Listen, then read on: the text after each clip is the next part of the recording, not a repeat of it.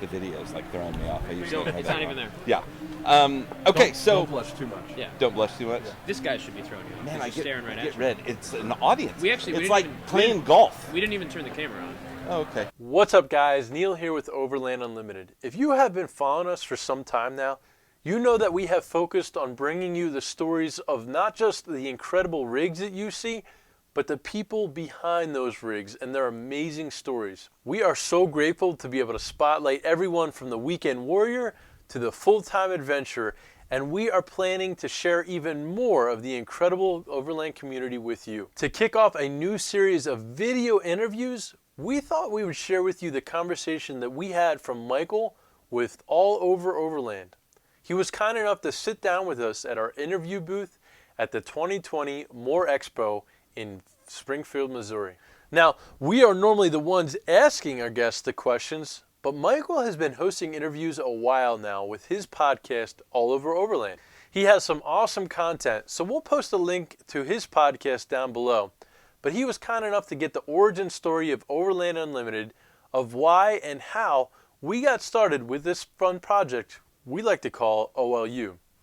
But before we get started, if you love overlanding and off-roading like we do, hammer that like button so the YouTube algorithm odds will ever be in our favor.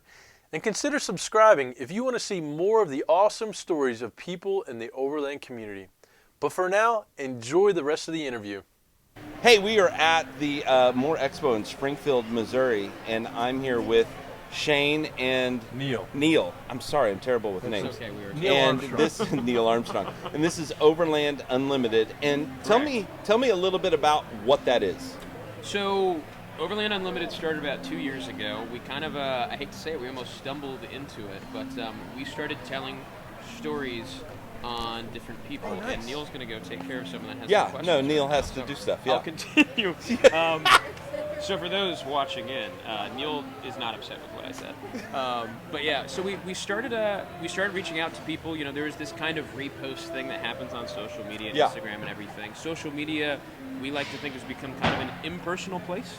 So we wanted to change it a little bit. So we started reaching out to people, actually asking if we could feature them or repost their content, and then we would actually ask them questions. We would interview them, we'd find out where they're from, how they got started, what vehicles they've had, where they've gone, all that stuff. And we do this under the basis of the thought that every person's interesting and every person has a story.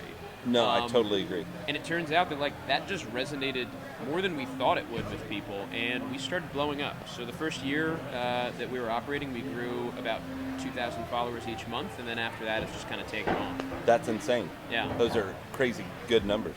They were great numbers. It was a little weird, and we were like, what do we do with this? Yeah. It was just kind of a side project, experiment thing that we started, but it's been really fun, and we've had some crazy stories, met some awesome people, lots of friendships, really cool stuff from that. Okay, now, what kind of got you started into doing this in the first place? Well, Neil is now back on camera. Yeah, we've got this recording on a camera also, so that's why we keep saying he walks away and multimedia coverage. Yeah, exactly. For the More Expo, he was asking us what got us started in doing this in the first place. I'm trying to figure out if I want to give him the real answer or something that's made up that sounds a lot better. It's a long story. Yeah. So we were a small group of guys. There's about 5 or 6 of us that we were just into the off-roading overlanding thing. We had an online, basically, forum that we would chat about it. We would share, like, hey, this is what I did in my rig. It was just, we were close friends. A lot of us were family. And it all kind of started because someone posted up an article that said, oh, you know, I heard when people do giveaways on social media, they're not actually doing a random drawing, they're picking the people that have the largest amount of followers. And we debated that back and forth fiercely, that they're not actually doing that. And then someone, I think it might have been Neil, made a joke, and he was like, let's just grow an Instagram as big as possible so we can, you know, like, win all the followers. And we were like, ha ha ha, We'll do our own giveaways. Yeah, and then someone just made an Instagram, which was actually called something else when we first started, and it started off as like a joke bet, something, and a few of us sat down and we said, well, I don't really have time to run an Instagram, but if we're going to do it, let's approach it as a business, because that makes it fun. Even if we don't make any money, that's fine. Yeah. Like, let's come up with a model and structure it. So 3 of us decided to do that, and we stumbled on a model of just talking with people because I talk too much as it is. Well, I'll tell you what. I originally was like, all right, we want to build this as fast as we can. Let's do viral stuff, kind of the impersonal, what everybody else is doing. Yeah, what's going to ping. And Shane kind of took the bull by the horns, and he, took the initiative, and he just started doing what Shane does and just talking to people and, messaging them, getting to know them. I was reaching out and just, messaging everybody, commenting on everything, and Shane was following up and really taking a personal interest in people. Yeah. And I think you kind of woke up one day and was like, wow, people are really appreciating this. Yeah, I didn't expect it. It was just, maybe it was like how mommy and daddy raised us. We just talk to people, or again, I just talk too much as it is. As you can tell from this great podcast. Storyteller. I mean, it's just, that's what we kind of have in common when we do this is the story part. Yeah. But people they were like, oh my goodness, thank you so much. I've never had an article written about me or a feature like that. And at first I was just like, oh, that guy was really nice. And then after the 10th or 20th time, I was like, guys, I think we might have something here.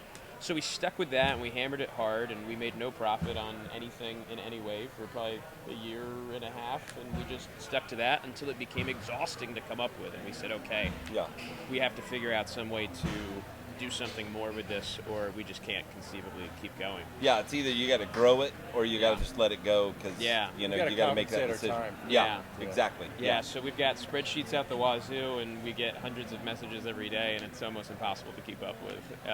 But we try very hard to make sure no one gets forgotten about. I think it's amazing you bring that up about commenting on somebody that puts a comment on yours, like commenting back. Yeah, like that, especially when you're growing. That's the number one way to grow, because you're trying to build that relationship, and obviously you guys 100%. Succeeded in that like crazy big. And then when you get to a point, it's just hard. It's hard to keep up with. So then you start feeling bad sometimes because you're not able to get a hold of everybody. Yeah, you get it. And then you got to pick and choose, and then you got that one person's like, he never comments on my thing, and it's like, oh, okay, wait, here I go, let's comment. So. Yeah, and I think part of what we found is social media is supposed to be this thing that brings people together, and it does. But you realize how people aren't having actual conversations, and that kind of struck me in the face, because I would talk with people this is over Instagram DMs. This is not the most personal platform, and there's a larger percentage than I would think of people opening up and talking about deeply personal things. We don't throw all of that in the article, but really, and it shows how a lot of people are craving contact, personal conversation. These are big accounts too, like people with 100,000 followers. I mean, any names. Yeah, no, and Shane's mostly reaching out to them and just creating that personal connection, and it kind of separates us from the guys that are just tagging and reposting. Yeah, Yeah. We try to be like Mr. Rogers. It's connection. People even on social media, although there's a wall there, it's still about connection and about acceptance and about being heard.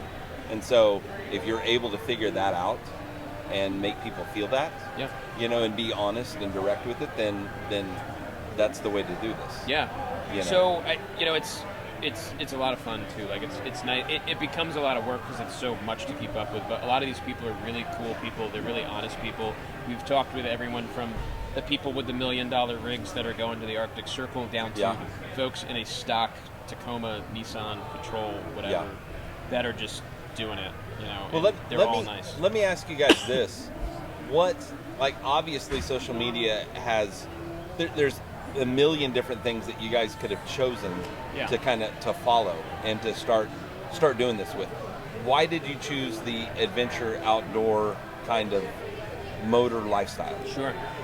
So we picked it because that's what the six of us that were all friends that were just going out and doing this, that's what I set up a Slack page, that's a free plug for Slack, but we were all talking on that about that. That's what we were just enjoying doing. I think a few of us are more into it than others, which is why it trickled down to this smaller group of people, but it's just something we were passionate about. So it wasn't a marketing choice. We weren't like, this is the perfect thing for this. I think we just wanted to do something fun, and I just found it interesting. And a bunch of us were going off-road and camping out of our trucks, and it just kind of started. And then we were like, sometimes we're like, oh, maybe we should have done this for a different industry that could be a lot bigger. But this is where our heart is. It was passionate and fun. And it's a finite a bigger niche. It's a finite group of people, but it's fun. Boating Unlimited. Look for it this summer. Okay, yeah. Yeah, Neil's really into boats, so we could keep teasing. Like, we're going to do a Boating Unlimited, maybe even, like, I don't know, Ducks Unlimited, something like that. There you go, with the boat call and all that kind of stuff. I mean, honestly, it's funny because Shane touched on it, but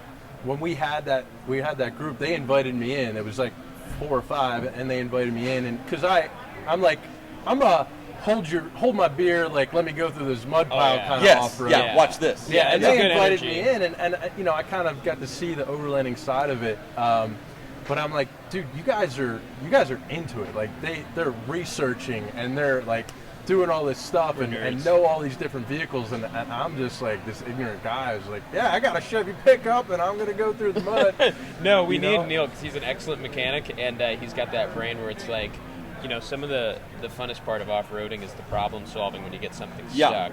And Neil's in a Cummins 2500 Ram, so when it gets stuck big. No, yeah, it does. And awesome. And it's fun to have Neil's beautiful brain that is coming up with all kinds of crazy ideas to get things through. And I mean, heck, our last trip, we had everything from his Cummins to a tiny Crosstrek that I think we almost submarined at one point. Yeah.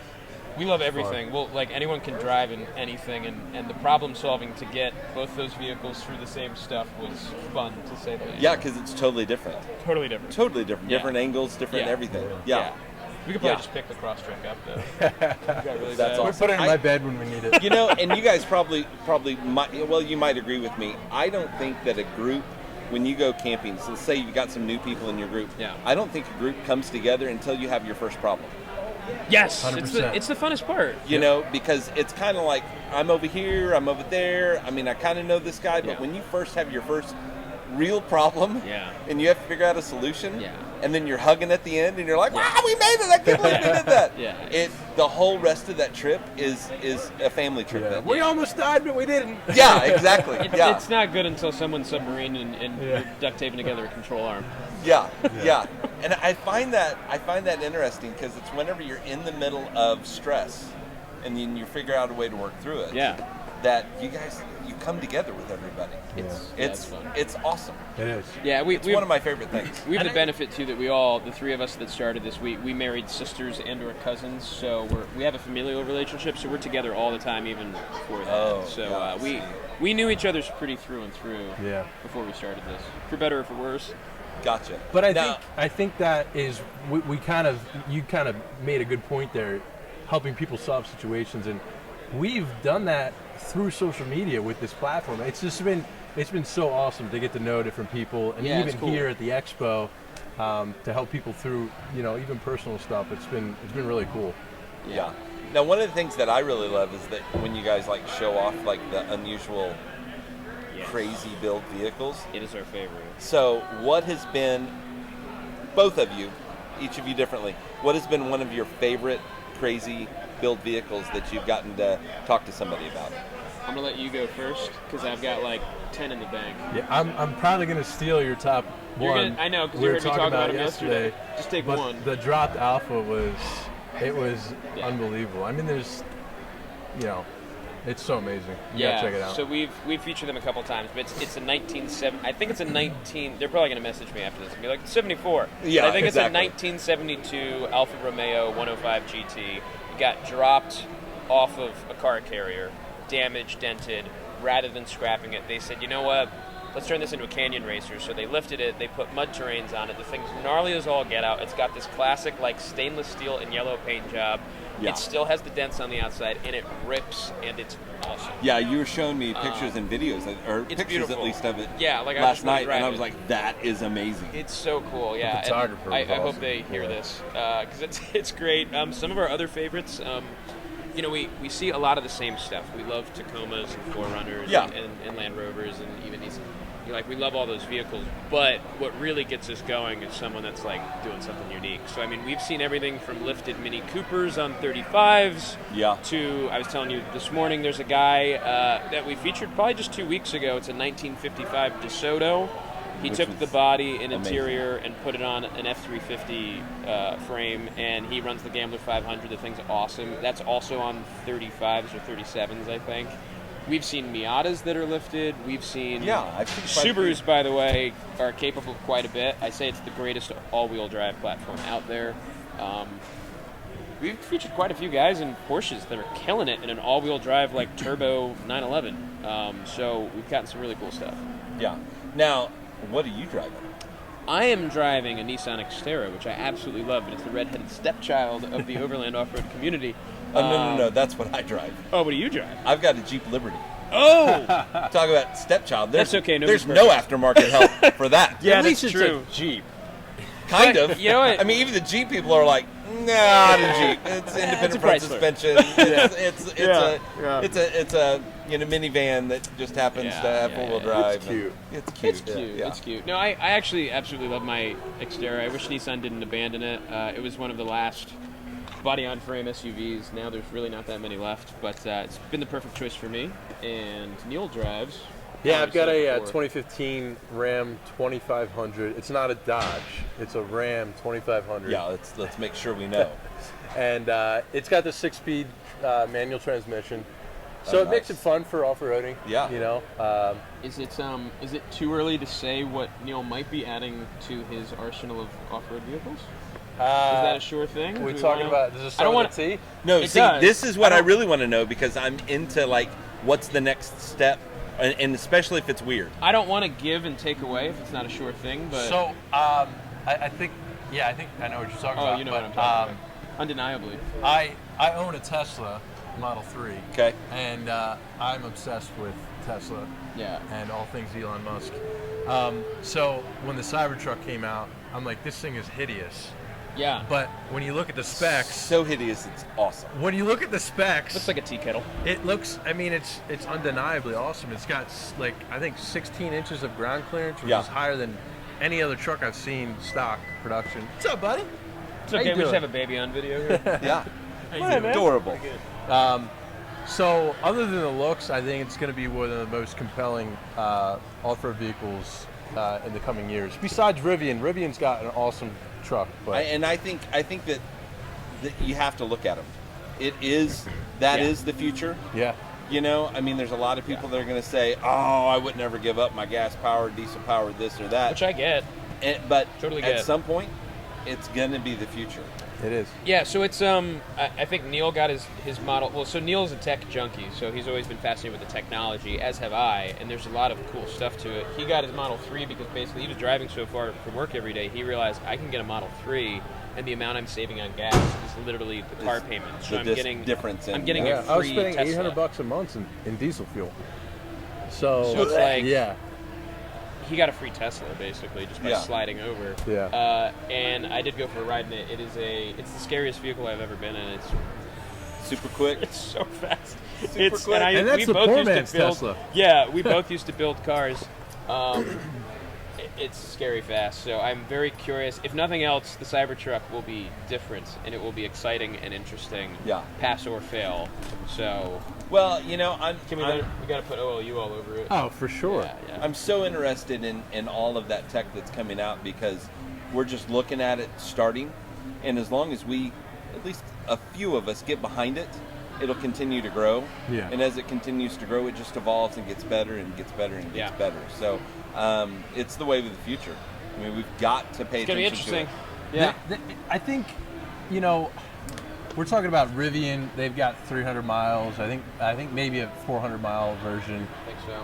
Bollinger Motors, what are they at right now? They're on the lower side. I think they're around 200. They're kind of. But it's sweet. It looks like a Defender. It looks incredible. But I mean, I don't know. Some of these guys are, you know, they're incredible. You got guys going to Alaska. It's going to be tough with the charging network. Hopefully we have, you know, trailers with solar that you can charge your truck, you know, 50 miles a day. Yeah. That'll be the interesting thing to figure out. Well, just think about it this way. I mean, our phone right now has more power information tool to it 100%. than Ronald Reagan's computer, and he ran the free world. Yeah. So true. technology is just going to continue to advance. Yeah, if you look at the battery solar, capacity. if you look at solar 5-10 years ago, it wasn't putting that near the the power efficiency has gone through that the it roof. is now. So in another 5 to 10 years, I don't think things will double. I think they'll triple and quadruple in what their output is. They have to. It's going to be an exciting able to do. future for overlanding and off-roading. It's going to be very fun. Yeah. It's going to be super fun. Well, you guys are awesome. No, you're awesome. This has been a blast. You're the greatest thing to come out of Now- Oklahoma. Well, now Brad Pitt technically came out of Oklahoma, Did he? and I tell everybody that Really? when I they stand by what I recognize said. me, Yeah. it's that Brad Pitt thing that I've got going on. Yeah. You guys in the video will be able to Yeah. understand this. You'll understand. If- Like if spitting you- it. We'll look if- at the side profile. That's Spitting it. The beard. Can't even tell. Just, Yeah. Almost disappeared. It's what is it? Legends of the Fall when he had the Yes. beard. That's what I'm think so. going for. That's right. Yeah. Gonna fight the grizzly. Yep. Yeah, that whole thing. Now, tell me, how do I find you? Right. So we are mainly on Instagram. It's our largest platform. So Overland_Unlimited. We Okay. also we've been the marketing partner for the More Expo, which is a great show, by the way, guys. If you weren't I here, you am missed blown away out by this whole mobs thing. of people Super coming stoked. through. It'll be twice the size next year, but we started marketing with Chris on this. I think we might have been the first people we talked to before any other vendors since September, October of 2018. So it's exciting that it's already here, and we're already planning for next year. Aside from that, our Instagram's probably the best spot to reach out Okay. to us. We do have a website, we do have a Facebook, we do have a store. But honestly, just reach out to us and talk to us. We're nice guys. We like to talk, and anything you want to know from there, we'll tell you. Very good.